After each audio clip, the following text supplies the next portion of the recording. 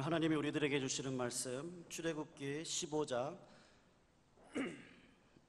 25절에서 26절까지 말씀입니다. 구약 106쪽에 있습니다.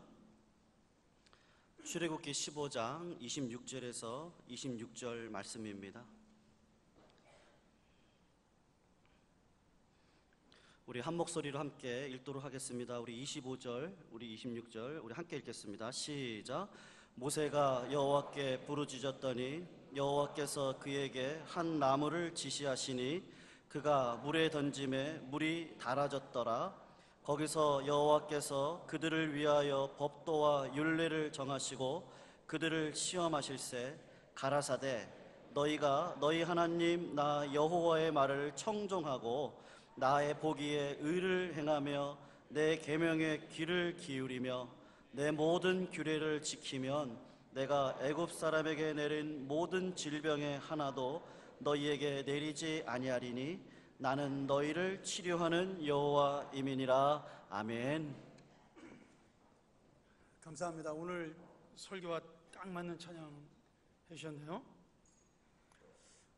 한 15년 전서부터 한국 교회나 또 한국 사회에서 리더십과 마케팅에 대한 책들이 굉장히 많이 유행을 한 적이 있습니다. 지금도 상당히 잘 팔리는 책 중에 하나죠.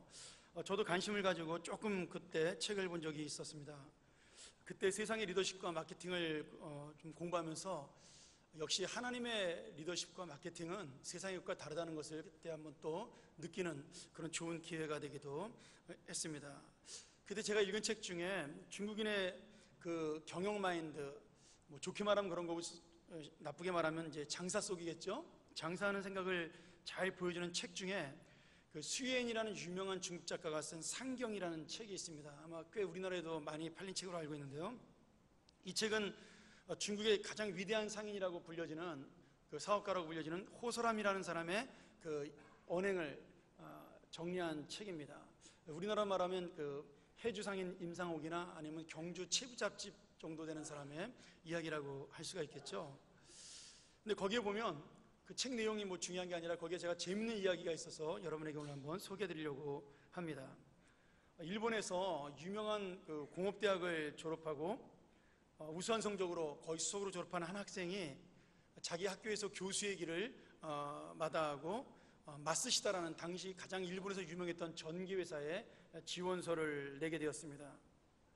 이 친구가 워낙 뛰어난 친구고 성적이 좋으니까 당연히 합격할 줄 알았는데 서류 심사에 붙고 1차, 2차 시험에 붙었는데 어찌된 일인지 최종 합격자 명단에 이 친구의 이름이 빠지게 된 겁니다.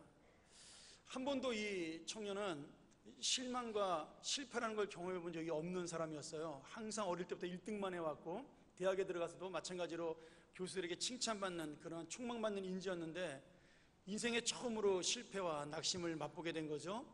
그리고 너무나 실망한 나머지 그만 수치심에 못 이겨서 다량의 수면제를 먹고 자살을 하게 됩니다.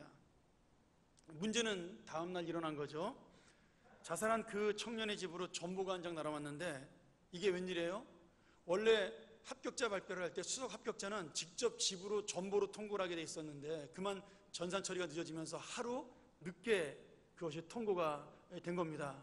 그러니 자살한 청년은 불합격한 것이 아니라 수석으로 회사에 입사를 한 것인데 그만 하루를 견디지 못하고 그 밤에 세상을 등지고 만 거죠. 안타깝지만 이미 때는 늦은 인생이 된 것입니다.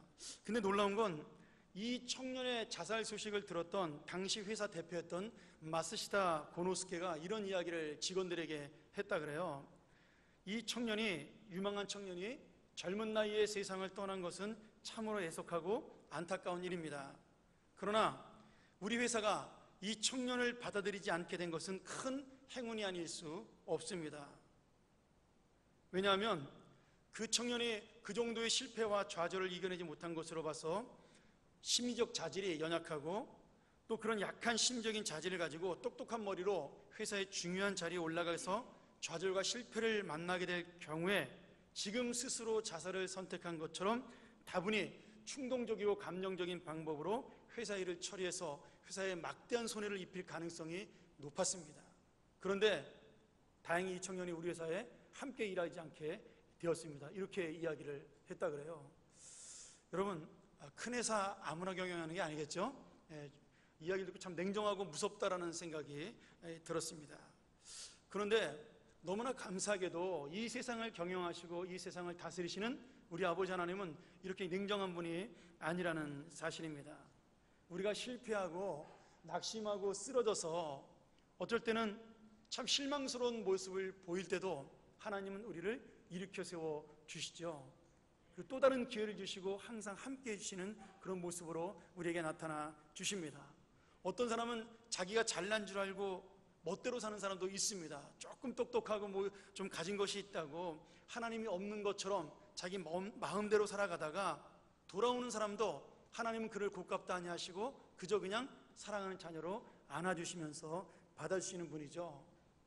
혹시라도 세상에서 희망이 없고 소망이 없다고 포기된 영혼들이 있다 하더라도 하나님은 당신의 자녀로 삼아주시고 치료하시고 회복시켜 주시는 그러한 놀라운 아버지가 되십니다. 여러분, 저는 이런 좋은 하나님을 우리 아버지로 둔 것을 너무나 감사합니다. 저의 하나님 아버지가 여러분과 동일한 하나님 아버지가 되기를 주의 이름으로 축원합니다.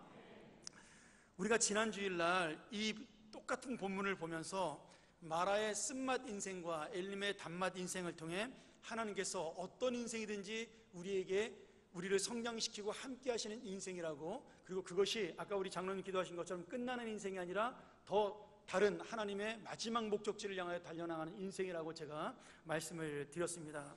오늘도 같은 본문을 통해서 제가 우리의 쓴 인생을 단맛의 인생으로 바꾸어 주시는, 그래서 이 살아가는 순간에도 우리를 치료하시는 하나님을 여러분과 함께 만나기를 소원합니다. 이스라엘 백성들은 그동안 노예로 살았습니다. 아마 요셉이 총리를 하고 오래 살고 정권이 바뀐 다음에 왕조가 바뀌면서 요셉을 모르는 그 애굽의 본토 왕족이 일어나서 그때부터 이스라엘 백성들을 학대하기 시작을 하죠. 그러니까 이스라엘 백성들이 학대받은 것을 아무리 짧게 잡아도 한 300년 이상 된다고 우리가 볼 수가 있습니다. 그러면 이스라엘 백성은 300년을 넘게 노예로 지금 애굽에서 살았던 겁니다. 그러니 낳자마자 노예였고 종이었고 죽을 때까지 종이었습니다. 여러분, 그들의 마음속에는 노예로 사는 인생이 전부였어요. 한번 생각을 해보실까요? 우리가 노예로 살지는 않았지만 노예로 살았던 인생에 얼마나 상처가 많을까요? 얼마나 고통이 많을까요? 한번 생각을 해보세요. 노예로 살았던 사람들은 겉으로 드러내지는 못하죠. 주인에게 혼날까봐. 그러나 속으로 삭히는 울분과 불만이 있습니다. 여러분, 노예로 살지 않아도 직장을 다녀도 그런 울분과 불만이 있잖아요. 그렇죠? 하고 싶은 말도 못하고 이 주머니 속에서 이 만지작거리는 뭐 그런 분 없나요? 이 사표를 갖고 다니면서 언젠가 한번 던져버리라 그러면서 퇴직할 때까지 남아있는 그런 울분이 우리한테 있잖아요. 자식을 위해서, 가정을 위해서. 매일같이 노예로 살다 보면 여러분, 노예에게는 가장 기본적인 것이 먹는 것이 제공되는 게 가장 중요합니다. 그 다음에는 주인에게 고통당하지 않는 것, 맞지 않는 것이 가장 중요한 거죠. 여러분, 내일이라는 것은 이 노예에게는 없습니다. 내일도 똑같은 삶이기 때문에 그들은 그냥 오늘 하루하루를 굶지 않고 주인한테 맞지 않고 살아가면 그 인생은 만족하는 삶이 되는 거죠. 어쩌면 그들에게는 내일에 대한 기대감이 아니라 내일이 오는 것이 두려운 마음으로 살아갈 수도 있습니다. 그러니 지금 내일 없이 소망 없이 살아갔던 이스라엘 백성들이 갑자기 하나님의 은혜로 자유를 얻게 되었습니다. 그것도 300년이 넘어서 자유를 얻게 된 거죠. 그러니 이 사람들이 자유를 얻었지만 300년 동안 뼛속 깊이 마음속에 새긴 이 노예 근성이 단번에 자유를 얻었다고 해서 사라지지 않는 겁니다. 오늘 그것이 어떤 모습으로 나와요? 오늘 하루를 내가 먹고 살고 오늘 하루만 만족하면 그러면 좋겠다라는 불평과 원망으로 하나님 앞에 나오는 겁니다. 여러분 보세요. 우리가 내일이 없는 사람들이 내일을 얻기 위하여 가장 원하는 것이 무엇일까요? 지금 젊은이들이, 우리나라 젊은이들이 희망이 없잖아요. 취업이 되지 않잖아요. 제가 어제 아침에 그 신문을 봤는데 우리나라 그 젊은이들 중에 4명 중에 1명만 지금 취업을 했다 그래요.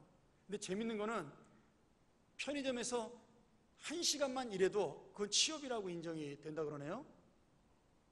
그러니까 실제로 지금 정식으로 직장에 취직된 사람은 10명 중에 1명 정도라고 보고 있더라고요. 뭐 4명 중에 4명 중에 1명이 일한다고 치더라도 뭐 아르바이트까지 다 포함하는 거니까 진짜로 정식 직장에 다니지 못하는 사람이 10명 중에 9명이라면 여러분 그 친구들의 모든 희망은 자기가 얻는 직장 취업에 있을 겁니다. 지금 우리 교회 청년들의 가장 큰 제목도 바로 그거죠. 여러분 한번 생각을 해보세요. 내가 만일에 정말 하나님의 은혜로 직장에 취업되었다고 해서 그 직장에 다니면 그 다음부터 날마다 행복할까요? 그렇지 않습니다. 그 직장에서의 또 다른 고민과 고통이 시작이 되는 거죠. 아니 예전에는 한 가지만 고민하면 되잖아요. 내가 반드시 취직만 하면 된다. 근데 직장에 들어가고 나면 이제 무지하게 고민이 늘어납니다. 결혼도 해야 되죠. 직장 상사 잘 보여 승진도 해야 되죠. 또 이제 그 작은 얼굴 가지고 모아가면서 여러 가지 살림도 해야 되죠. 다른 사람들의 기대감도 채워야 되죠. 사실은 더 많은 근심거리들이 생겨나는 거죠. 저는 그것이 우리 보통 인생이라고 생각을 하는 겁니다. 그러니 우리가 아무리 채우고 싶어도 오늘 이스라엘 백성들이 지금 이 수르광야에서, 다시 말하면 마라 광야에서 그 물이 없어 고통을 당하다가 목마른 그 갈증을 채웠을 때 그들이 진정한 행복을 얻을 수 있느냐는 겁니다. 천만의 말씀이죠. 여러분 우리가 읽지는 않았지만 16장에 바로 가면 16장에서 이스라엘 백성들은 만나가 없어서 먹을 것이 없다고 또 불평하기 시작을 합니다. 그러니 사람의 인생이라는 것은 결국 뭐예요? 날마다 채워야, 내가 원하는 것을 채워야 만족하는 인생입니다. 이걸 바꿔서 얘기한다면 우리는 죽었다 깨어나도 만족할 수 없는 인생이라는 겁니다. 왜냐하면 날마다 내가 원하는 것을 채우기가 불가능하기 때문입니다. 젊은 사람들은 조금 더 성공하고 출세하기를 원하시고요, 연세가 드신 분들은 건강하게 살기를 원하십니다. 근데 시간이 지나면 점점 더 내가 원하는 것들을 얻기가 어려워지는 거죠. 다 아프잖아요. 다 환자잖아요. 연세만 들기만 합니다.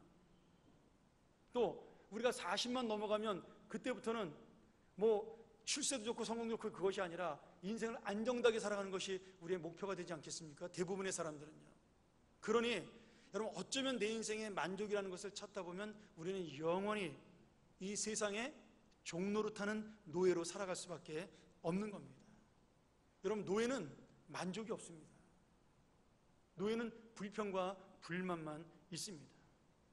그 자유를 얻어도 지금 이스라엘 백성들은 노예 근성이 남아있기 때문에 이 자유스럽게 하나님을 믿고 그 하나님을 찬양하고 하나님의 은혜 속에 젖어들기만 하면 내가 얻을 수 있는 모든 것들을 얻음에도 불구하고 그들은 그 얻는 것을 얻기 전에 이미 불평과 원망부터 하면서 하나님에게 달려들죠. 이스라엘 백성이 지금 이미 자유를 얻었음에도 불구하고 오늘 하루에 급급하는 먹을 것과 마실 것만 있으면 만족한다라는 그런 인생에서 벗어나지 못하는 그런 노예의 인생을 여전히 살아가고 있는 안타까운 모습입니다. 오늘 그러니까 지금 이스라엘 백성들이 불평하고 원망하는 이유가 뭐예요? 지금 불행하고 지금 힘든 이유가 무엇입니까? 정말 마실 물이 없어서 그런가요? 아닙니다. 그들이 살아온 인생의 아픔입니다. 노예로 살아왔던 인생이 치료가 되지 않은 거예요. 주님을 믿음에도 불구하고 주님에게 자유를 얻었음에도 불구하고 여전히 그 영혼의 삶은 저쪽에 노예의 삶에 더 가까이가 있는 것입니다. 여러분 우리 인생도 마찬가지죠. 내가 구원을 한번 딱 하나님의 은혜로 받았다고 해서 그날 당장부터 하나님의 사람이 되는 것은 아닙니다. 내가 날마다 하나님의 은혜를 만나고 그 하나님의 은혜를 깨닫지 못하면 우리는 여전히 세상 사람들처럼 오늘 하루하루를 살아가기에 급급하고 내 만족을 위해 채우며 살아가기에 급급한 인생으로 나가게 되는 거죠. 그저 그냥 교회 와서 예배는 드리지만 그 안에 하나님 씨는 참된 만족과 기쁨은 없는 겁니다. 여러분 이것은 상황의 문제가 아닙니다. 나에게 일어나는 고통 때문에 일어나는 문제가 아니에요. 우리 마음속에 있는 심령의 병입니다. 지금 이스라엘 백성은 노예 의식이라는, 노예 근성이라는 병이 들어있는 거예요. 오직 하나님의 은혜와 하나님의 사랑으로 회복되어야 될, 하나님의 그 놀라우신 충만한 은혜로 치료되어야 될 그런 병에 걸려 있는 거죠. 이스라엘 백성은 애굽에서 10재앙의 그 놀라운 기적을 맛보았어요. 전무후무한 기적이죠. 그런 기적은 세상에 다시는 없을 만큼 놀라운 기적이었습니다. 그런 기적을 만나면서 하나님이 누구신가를 깨닫게 되었어요. 애굽에서 나오자마자 홍해가 가로막고 있는 그 바다를 하나님의 능력으로 가르고 동풍으로 그 땅을 마르게 해서 그 수백만의 사람들이 한 번에 그 바다를 건너는 놀라운 은혜도 체험했습니다. 이렇게 잠깐의 승리를 맛볼 때, 잠깐의 그 은혜를 맛볼 때는 기쁨이 있었지만 지금 며칠 만에요? 단 3일 만에 그 찬양이 원망으로 바뀌고 또 하루가 불안한, 오늘 하루하루가 먹을 것이 없고 마실 것이 없는 예전의 아픔을 가진 안타까운 인생으로 돌아가게 되는 거죠. 제가 대학 때 기숙사 생활을 한 적이 있는데, 여러분 기숙사 생활을 하면요 항상 배가 고픕니다. 우리 친구들끼리 농담으로 맨날 그런 얘기하죠. 있을 때 잘 먹자. 그럼 그렇잖아요. 아무 때나 잘 먹을 수 있지 않으니까 누가 초대를 하거나 그러면 그냥 가서 실컷 먹고 오는 것이 저희 20대 초반의 꿈이었습니다. 뭐 그때 얼마나 또 잘 먹는 시절이에요. 근데 여러분 지금은 그렇지 않잖아요. 근데 참 재밌게도요, 저는 지금도 그때 습관이 남아서 그런지 음식이 앞에 있으면 다 먹어버립니다. 남기질 않아요. 그게 문제죠. 지금 요새 그래서 배가 좀 나오고 있습니다. 이게 무서운 겁니다, 여러분. 어렸을 때는 어머니가 음식 남기는 것이 죄라 그랬기 때문에 그게 못이 박혀서 음식을 남기지 않았는데, 지금은 그것이 아니라 제가 가만히 생각을 해보니까 제가 젊었을 때 그 잘 못 먹고 사는 거에 대한 그게 있는 것 같아요. 그냥 음식만 나오면 저는 다 먹어 치워버립니다. 또 빨리 먹어요, 굉장히. 누가 뺏어 먹을까봐. 그럼 이게 얼마나 불쌍한 인생이에요. 아무도 안 가져가는데 누가 담임 목사님 거를 가져가겠어요. 여러분 이스라엘 백성도 그런 인생을 산다 이거죠. 여러분 마실 물이 없다고 불평하지 않고 하나님께 달라 그러면 되거든요. 간단하잖아요. 아니 바다를 가르시는 하나님이, 그 나일강을 피로 만드시는 하나님이 그 물을 안 주겠어요? 근데 이스라엘 백성들 마음속에는 그 하나님의 은혜가 아직 경험이 안 되는 거예요. 있어도 없는 것처럼 살아가는 겁니다. 달라 그러면 되는데 달라 그러지 않고 원망하고 불평부터 하는 겁니다. 내 목말라 죽게 됐다. 우리를 광야로 끌고 와서 죽이려고 하느냐. 이렇게 나오는 게 이스라엘 백성입니다. 여러분 이게 불신앙이에요. 병입니다. 불만이 가득 찬 병, 원망이 가득 찬 노예병이에요. 그래서 하나님께서 이스라엘 백성이 너무나 안타까웠죠. 마라의 쓴물을 단물로 바꿔주시면서 하나님이 내가 바로 너희를 치유하는 하나님이다, 내가 너희를 회복시키시는 하나님이라고 선포하게 되는 겁니다. 너희 아픔이 아무리 크고 고통스러운 인생이라 할지라도 너희가 300년 400년 동안 노예 생활해서 너희 마음속에 정말 하나님의 은혜에 대한 기대와 소망이 없다 할지라도 나는 너희를 끝까지 이끌어 가겠다, 나는 너희를 사랑한다, 내가 너희 아버지가 되고 너희가 나의 백성이 돼서 함께 이 땅을 살아가겠다라는 그 하나님의 약속이, 하나님이 치료하겠다라는 놀라운 은혜가 지금 이스라엘 백성들에게 놀랍게 선포되고 있는 거죠.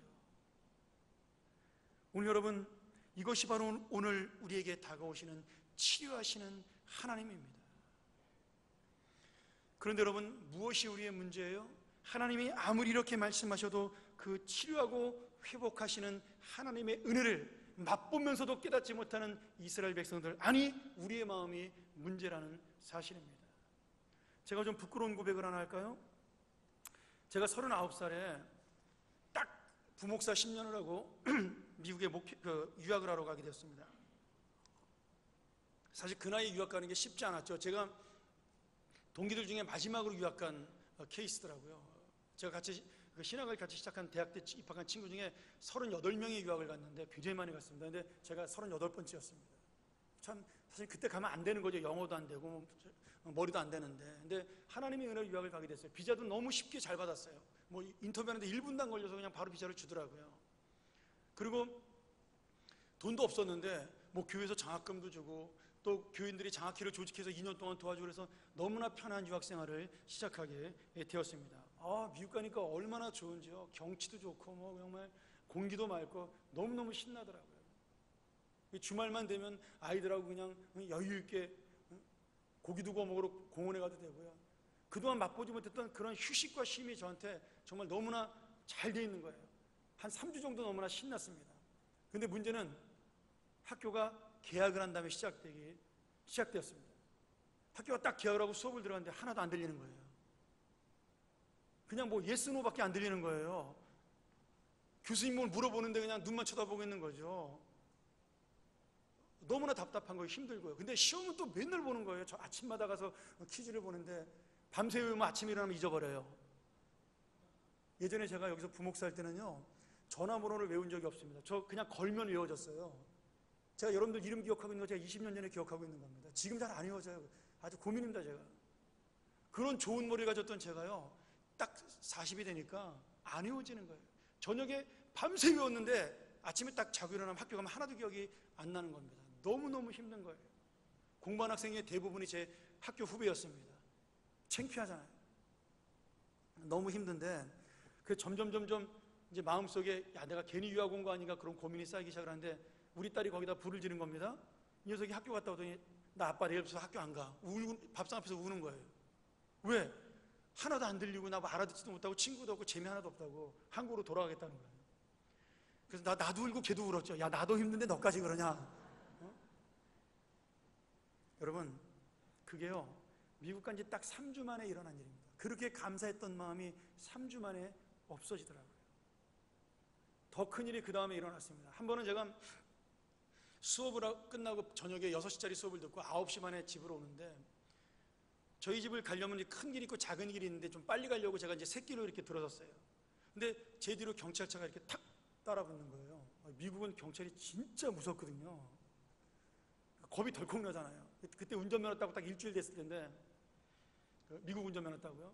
그래서 저는 이제 가만히 기다리고 있다가, 원래 미국은 대부분의 도로는 비보호 좌회전입니다.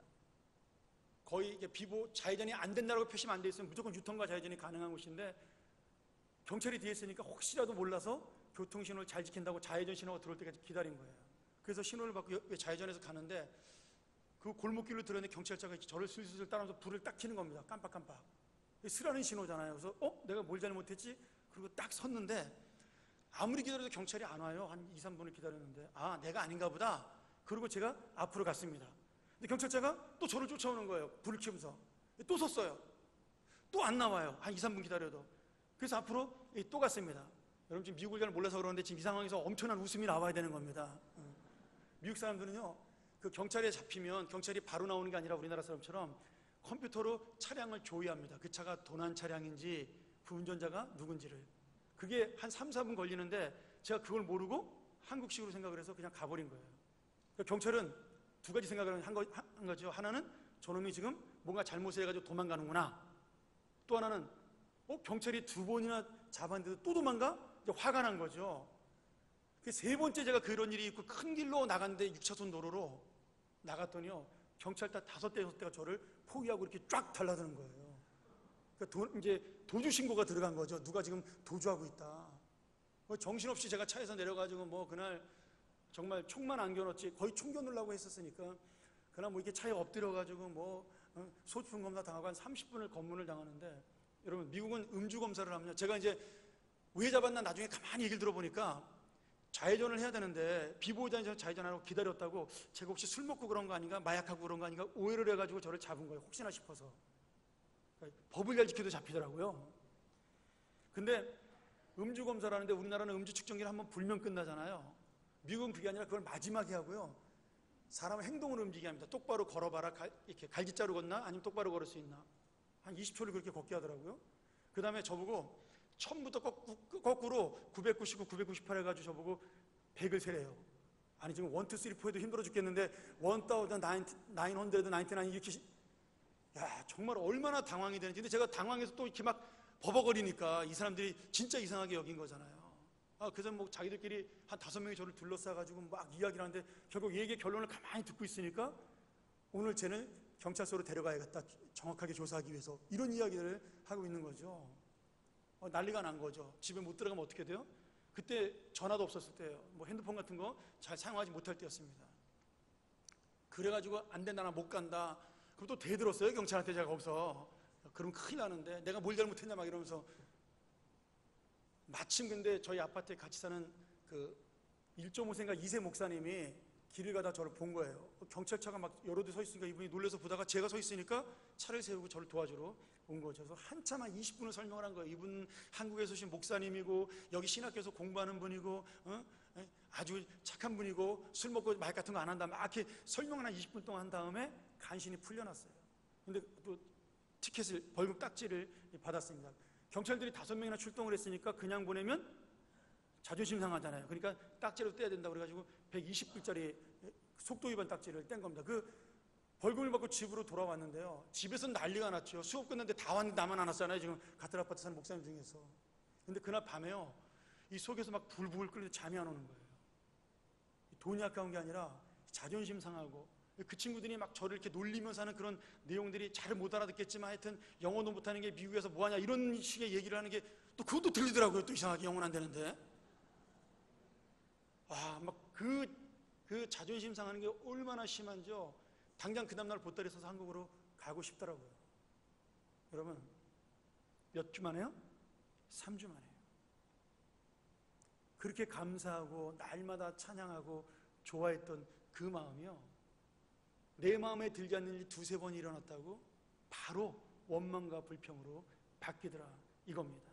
나중에는요, 미국에 있기 싫으니까 별 생각이 다 드는데, 야, 이거 뭐 사우나탕도 없는 데서 내가 지금 뭐하고 있냐. 제가 목욕 좋아하거든요. 따뜻한 물도 한번 못 담그고, 집에 목욕탕에 담그면 되는데 그냥 불평이 나오더라고요. 이발소가 또 없어요. 있는데 제 생머리는 못 깎아요. 집에서 맨날 바가지 머리 깎고 가니까 그것도 싫은 거예요. 이발소도 함부로 못 가고. 여러분, 그게 목사라더라고요. 그렇게 불평불만하고 원망하면서 거의 한 달 가까이 살았는데 하나님이 이 말씀으로 깨달음을 주시더라고요. 야, 네가 언제나 엘림에만 살 줄 알았냐?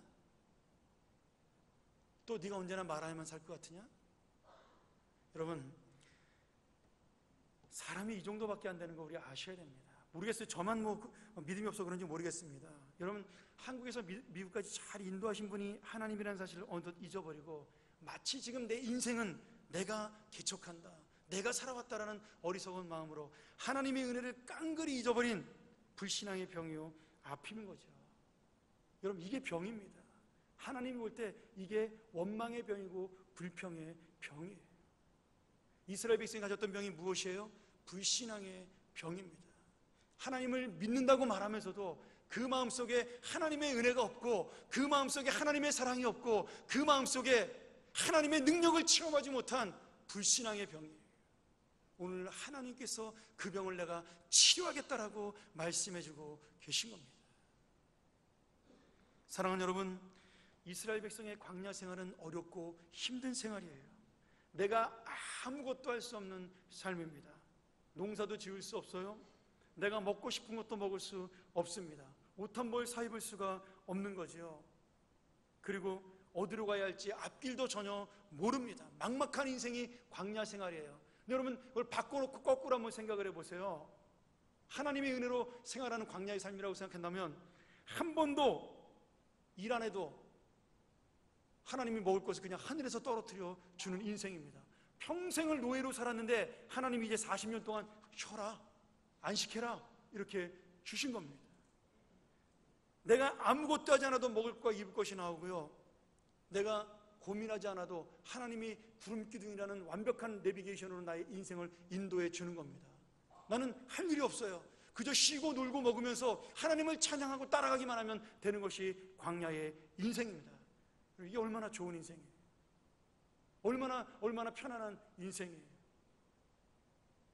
여러분, 그런데 거기에서 하나님의 은혜가 떨어지면요, 그 인생은 지루하고, 그 인생은 힘이 없고, 그 인생은 먹을 것이 없고 마실 물이 없는 불평의 인생이 된다는 사실입니다. 여러분, 하나님께서 이스라엘 백성을 40년이나 광야 생활시킨 이유가 있어요. 그들을 노예에서 하나님의 백성으로 치료하는 겁니다.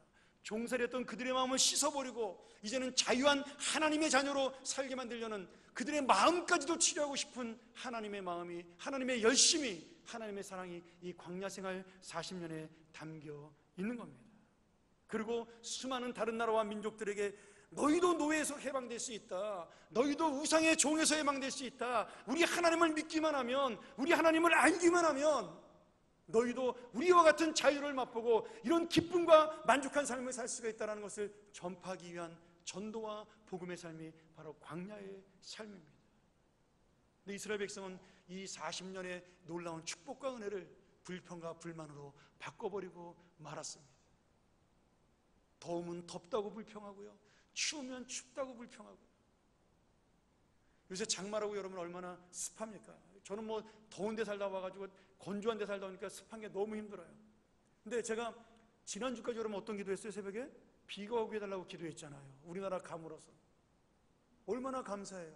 이 장마를 통해 가뭄이 완전히 해결됐습니다. 그런데 이제 또 뭐가 불평해요? 아유 급급해, 그러면서 불평하잖아요. 여러분, 이 장마가 지겨워서 끝나면 이제 뭐가 시작되나요? 이제 다음 주부터 열대야가 시작되겠죠. 그럼 또 덥다고 또 우리 난리치지 않겠습니까? 여러분, 비가 와도 눈이 와도 장마가 져도 가물어도 다 하나님이 움직이시는 겁니다. 여러분, 가물어야 과일이 맛있잖아요. 비가 와야 열매를 맺는 농사가 되잖아요. 그런 시절들이 지나야 추수가 될 수가 있는 거잖아요. 우리는 힘들고 어렵고 불평이지만 결국 지나고 나면 그 모든 인생이 우리를 회복시키시는 하나님의 능력이라는 겁니다. 우리의 인생을 인도하시는 하나님의 은혜라는 사실이죠.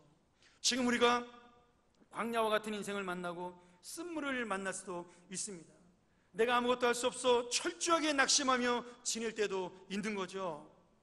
이때 주님께서 은혜를 잊어버린 우리들에게 이 불평과 원망의 병을 치료하는 방법을 알려주십니다. 내가 너희를 치유한 하나님이다, 이렇게 하면 너희가 치료가 된다. 바로 26절의 말씀이죠.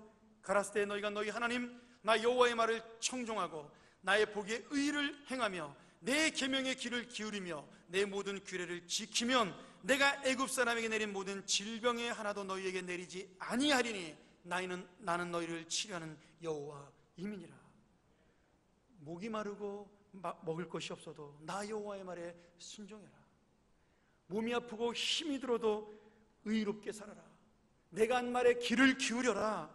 내 모든 말씀을 지켜라. 나에게 순종해라. 그러면 너희는 애굽 사람이 아니니 내 사랑하는 백성이고 나의 사랑하는 아들이요 딸이니 내가 너희를 함께하겠다, 치료하겠다, 회복시켜주겠다. 오늘 하나님의 약속입니다. 오늘 여러분, 우리는 애굽 사람들처럼 더 이상 이방 백성이 아니에요. 하나님을 모르는 어리석은 사람들이 아닙니다. 그러니 오늘 단순한 말씀 같지만 이 하나님의 말씀을 믿고 순종하면, 내가 너와 함께겠다는 이 약속을 믿고 따라가기만 하면 하나님은 우리의 인생을 치료하시고 회복해 주시는 겁니다. 지금 목이 마르고 물이 없어요? 그래도 보이지 않는 주님의 말씀을, 약속을 믿으라고 선포합니다. 내 인생에 더 이상 견딜 수 없이 힘들고 답답해 죽겠는데 주님의 약속만 믿고 주님의 말씀대로 의롭고 진실하게 살라고 말씀하시네요. 맞습니다. 그렇게 살다 보면 하나님의 은혜가 임하는 날이 오는 겁니다. 하나님의 약속이 임하는 날이 오는 겁니다. 이 하나님의 말씀과 약속을 믿는 것만이 바로 우리의 살 길입니다. 사랑하는 여러분, 하나님은 진리세요. 변하지 않는 분입니다. 오늘 이스라엘 백성들이 했던 그 약속이 바로 우리에게 주시는 이 놀라운 약속입니다. 너무나 단순하지만 우리는 이 말씀 앞에 순종할 수밖에 없습니다. 하나님이 나의 아버지라는 사실을 믿고 내가 힘들고 어려울 때 그분을 붙드는 것 외에는 다른 방법이 없는 겁니다. 여러분, 불평하지 말고 원망하지 말고 그때 하나님을 붙드세요. 나오지 않는 그 쓴물 나오는 바위를 붙잡고 그 손으로 두들기다가 여러분 상처만 나지 말고 그 바위를 붙들고 주님 앞에 기도하세요. 하나님께서 보이지 않는다고요? 아니에요. 우리가 안 보는 겁니다. 하나님의 약속이 들리지 않는다고요? 우리가 안 듣는 겁니다. 왜요? 너무 힘들고 어려운 내 생각에 몰두하다가, 내 감정에 충실하다가, 내 고통에 귀를 기울이다가 다른 하나님의 음성에는, 하나님의 눈길에는 우리가 아무 관심도 두지 않는 거죠. 제가 예전에 읽었던 글 중에 보이지 않는 격려라는 글이 있습니다. 제가 가이드 포스트에서 읽었는지 리더스 다이제스트에서 읽었는지 참 기억이 안 나는데, 그 내용이 이런 겁니다. 한 중년 부부가 있는데 아내가 눈 수술하다가 잘못되어 실명이 되었습니다. 의사의 실수죠. 그래도 중년의 나이에 눈이 안 보이게 됐으니까 얼마나 이 부인이 불편했겠어요. 근데 남편이 너무나 부인을 사랑하는 거예요. 매일같이 아내를 직장까지 출근시켜주고, 또 하루 일과가 끝나면 그 먼 직장에서 돌아와도 또 집까지 데려다주고, 그 직장이 멀리 떨어져 있음에도 불구하고 날마다 그렇게 그 아내를 도와주고 돌봐주고 사랑하는 겁니다. 불평 한마디 없이. 아내가 남편에게 너무 고맙고 너무너무 감사했죠. 근데 갑자기 그렇게 사랑받던 아내에게 남편이 청천벽력같이 이런 선고를 합니다. 여보, 오늘서부터 내가 당신을 못 데려다 주겠어. 내 직장이 너무 멀어서 나도 피곤하고 힘이 드니까 오늘서부터는 당신이 알아서 다녔으면 좋겠네. 그렇게 매몰차게 이야기를 하는 겁니다. 이 말에 아내는 남편에게 너무나 섭섭했죠. 사랑하는 남편이 그런 말을 한 것에 대해 배신감을 느끼고 눈물을 흘렸습니다. 그리고 이를 악물고 결심했죠. 그래, 내가 남편 없이 한번 살아보자. 나 혼자 한번 살아보자. 어디 내가 못 사나 보자. 그러면서 이를 악물고 다음날부터 혼자 출근하기 시작을 한 겁니다. 지팡이를 짚고 그리고 버스를 타고 사람들에게 물어보면서 다니기 시작을 했어요. 돌부리 걸려 넘어지기도 했고요. 차에 칠 뻔도 하고요. 그렇게 고생을 하면서 혼자 다니는 연습과 훈련을 하기 시작을 했습니다. 그리고 2년 정도 지난 다음에 어느덧 익숙해져서 이제는 혼자 다녀도 거의 지장이 없을 만큼, 아무렇지 않은, 정말 혼자 살아도 이상이 없을 만큼 괜찮아진 그만큼의 훈련이 되었을 때, 어느 날 똑같은 시간에 똑같은 버스를 타고 직장으로 출근하는데 갑자기 매일 만나던 그 버스 기사가 그 부인에게 이렇게 이야기를 하는 겁니다. 아주머니는 참 좋겠습니다. 이 부인이 깜짝 놀랐죠. 내가 뭐가 좋나, 눈도 안 보이는데. 그랬더니 이 버스 기사가 이렇게 이야기하는 겁니다. 당신의 사랑하는 남편이 매일같이 버스에 함께 뒤에 앉아 있어주고, 당신이 직장 건물에 들어가는 그 순간까지 지켜보다가, 당신이 들어가는 그 순간까지 등 뒤에서 손을 흔들어 주면서 보이지 않는 격려를 2년 동안 한 번도 빠지지 않고 하는데, 당신같이 행복한 여자가 어디 있습니까? 이 말을 듣고 그 부인은 그만 너무나 감격하고 고맙고 자신이 한심해서 울음을 터뜨리고 말게 됩니다. 여러분, 그렇죠? 우리 하나님은요, 이 남편보다 훨씬 더 우리를 보이지 않게 격려하십니다. 아니, 아예 우리 안에 계셔서 우리와 함께 고통을 당하시는 것이죠. 하나님께서는 보이지 않는 것이 아니라 내가 안 보는 겁니다. 하나님의 도움이 없는 것이 아니라 내가 배고프고 목마르고 너무 힘들어서 기다리지 못하는 거죠. 사랑하는 여러분, 내가 못 본다고 해도 하나님은 한 번도 나를 떠나신 적이 없습니다. 내가 하나님을 외면한다고 해서 하나님은 한 번도 눈을 우리에게 돌린 적이 없으십니다. 사랑하는 여러분, 이 영원하고 진실한 치료자 되신 우리 아버지 하나님, 이 약속의 하나님께서 오늘도 나와 함께 하시며 나의 인생을 붙들어 주시고 내가 너를 치료하겠다, 내가 회복될 때까지 돌봐주겠다, 내가 너와 함께 하겠다 약속하십니다. 오늘 여러분, 우리가 이스라엘 백성들처럼 그 놀라우신 하나님과 함께 살면서도 이 병을 치료하지 못하고 죽는 어리석은 인생이 아니라, 오늘 이 치료자 되시는 놀라우신 주님을 만나 회복된 인생을 받아 하나님과 함께 손잡고 우리가 이 인생을 마지막까지 걸어가는 우리가 되기를 주의 이름으로 간절히 축원합니다. 우리 같이 한번 기도하죠. 자비하신 아버지 하나님, 우리가 모든 것을 던져두고 내가 가졌던 감정과 욕심까지도, 내 생각까지도 벗어두고 주님 보좌 앞에 엎드리기를 원합니다.